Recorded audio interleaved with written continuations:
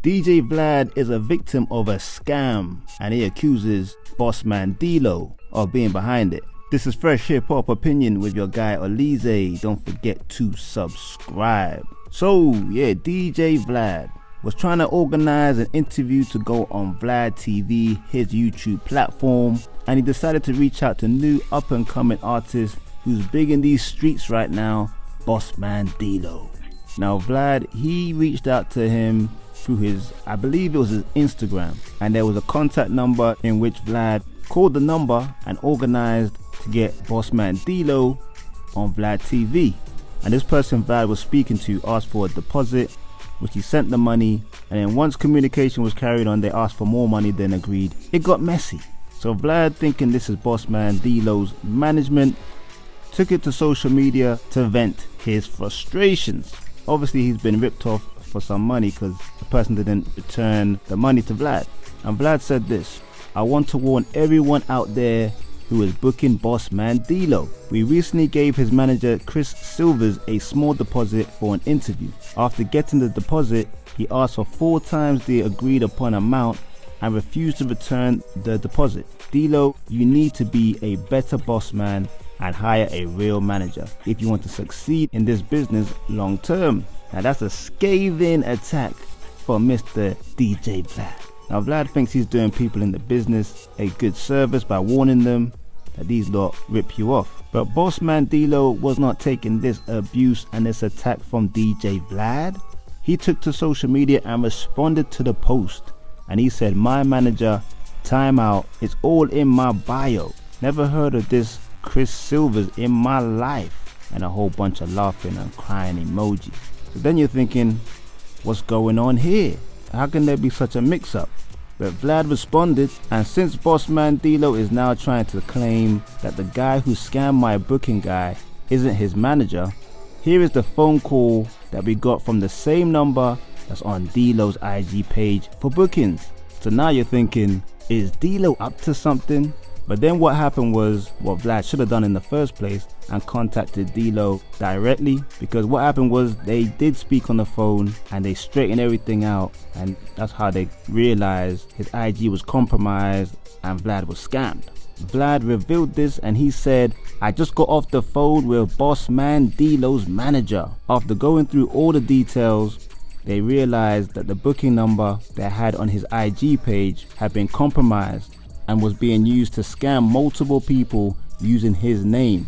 They've now removed that number from IG. I take responsibility for accusing them of doing bad business. They did nothing wrong." Well, it's big of Vlad to finally apologize for something. Jeez. A random person would challenge Vlad and ask him these questions. When did the booking take place? Why not reach out initially before publicly shaming on socials? No hate to you, just honest questions. And then Vlad responded. He said, "We thought we were already speaking to management. The number we were speaking on was the same number they had listed on his page." Which is fair enough from Vlad. I mean, you're gonna assume the number on the guy's IG page is a true representation of how to contact him. And Vlad isn't to know, yeah, this is gonna be a scam. He's probably just thinking someone's running off with his money. But yeah, we're in that age to go social media when something happens to you. Vlad ended up looking kinda silly and losing his money, to no fault of his own or Bossman Dlow's. But definitely Vlad should have gone straight to Dlow's DMs and just told him, "Yo, your manager took our money, you want it back." You know what I mean? It would have avoided the whole situation. After Fulio got killed, I decided to go through all my interviews and write down all the people I interviewed that have died violently. I counted 19 people. Jimmy Wapo, 21. Doe B, 22. Jay the Youngin, 24. BTB Savage, 26. FBG Duck, 26. Fulio, 26. Mo 3, 28. Draco the Ruler, 28. Takeoff, 28. Chinks Drugs, 31. E-Day 632. Big Low, 33. Slim 433. Nipsey Hussle, 33. Young Greatness, 34. Snooty Wild, 36. Young Dolph, 36. The Jacket, 37. Gonzo, 45. DJ Vlad names the amount of artists he has interviewed on his platform that have had a violent death. This is Fresh Hip Hop Opinion with your guy Olize. Don't forget to subscribe.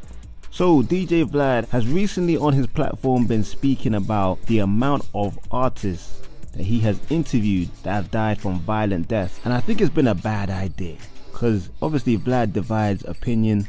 People call him a culture vulture and someone that exploits young artists. And just naming the amount of artists, saying that he asks questions that get people into a lot of trouble with the feds or with their rivals in the street. So actually putting a segment in his interview saying the amount of people who have died after he interviews, it's just not a good look. Now it's not Vlad's fault that these guys have problems, and the people that he interviews should know what to say and what not to say. He doesn't force them to answer any of the questions. But people do pose the question, why does Vlad even ask the questions in the first place? Now Joe Budden and his crew on the Joe Budden podcast were discussing this as well. Check out the clip. If you're giving a warning to somebody, look, I don't like the path you're going on, and the reason I don't like the path you're going on is because I've seen it in the past. I've seen the results. Mm-hmm. I gotta say, I mean, as much as I would love to disagree with Vlad, because he's one of my least favorite people in the world, I gotta say, that ain't wrong. Right message, wrong messenger. Yes. And also don't exploit it. Don't bring them on and have them crash out on film for views. Yeah. That's what I don't respect. That's what I've always disagreed with Vlad on, is like creating a spectacle out of this. I used to watch AR Ab go on. Man. And shout out to Ab, that's my brother. I used to free him. You know, I used to watch him going, and I would hit Ab up myself, like, yo, like what you thought? Yeah. He was going up there a little reckless. But as an interviewer, I wouldn't air that. A lot of times we also have to blame the artist for sitting there. Like, we can't blame him on being high. That's how I look at that. Drunk. You sat there and you want to talk. You like the attention that come with that. You just don't know the ramifications that come with it. I really believe you can't get mad at nobody putting out what you gave them. That is true. I stand in that. Like, if you don't, I say all the time, yo, if you don't want it out, don't say it. But he also goes digging for that. And yes. Again, all right, that's different. And he has a right to go dig for it, and artists have at some point we gotta say, stop going there. There's a million other places you could go and not be exploited that way. So I'm not saying he's doing anything like illegal. Vlad has a right to do that exploitative. I hope at some point we stop going there and allow him. We have to have another outlet then. And that's it. Why do we hold Vlad to this standard? Yeah. He's interviewing people they're using the interview to put active cases on you. He claims to be part of the culture. And in the culture, that's why he gets the interviews. That's why he's in the mix. And I'm just saying, he is part of the culture. That's what makes it exploitative. Yeah, fam. A bit of a mixed reaction from the Joe Budden podcast co-host. Now the guy from BET, I forget his name, he obviously doesn't like DJ Vlad, even though he's been on Vlad's platform in the past. But the main example they brought up was AR Ab, who I remember he's one of the reasons why Vlad TV was as big as it was. Obviously Vlad had a big channel already, but I remember those AR Ab interviews where he would just go off, speak on so many incriminating and illegal topics. And like I said, Vlad isn't supposed to tell Arab not to speak. Arab's a big man. He should have had the sense to not speak of illegal activities on camera. Vlad deliberately gets young artists who are not media trained and asks them probing and controversial questions, knowing more or less they're gonna give a controversial answer. And that's where people feel like Vlad, even though it's not his responsibility, but he should take the responsibility as an older man who understands the potential repercussions to not ask the probing questions. I mean, Vlad has the biggest indicator of how dangerous his interviews can be, the questions he asks anyway, by just the fact that 18 or 19 artists have died from violence after he interviews them. But should Vlad be held accountable for these artists who just say too much in front of the cameras on this massive platform, where some of the times it results in them losing their lives? I can see both ends of the spectrum. I can see both points of view. I do think Vlad should take some responsibility for asking less provoking questions. But at the same time, like a lot of people have said, Vlad does not force anybody to say anything they don't want to say. I'm sitting on the fence on that one. I can't blame Vlad, but that's just my opinion. I want to know yours. Leave a comment below, like, subscribe, and hit that notification bell. It's Fresh Hip Hop Opinion. Peace and love.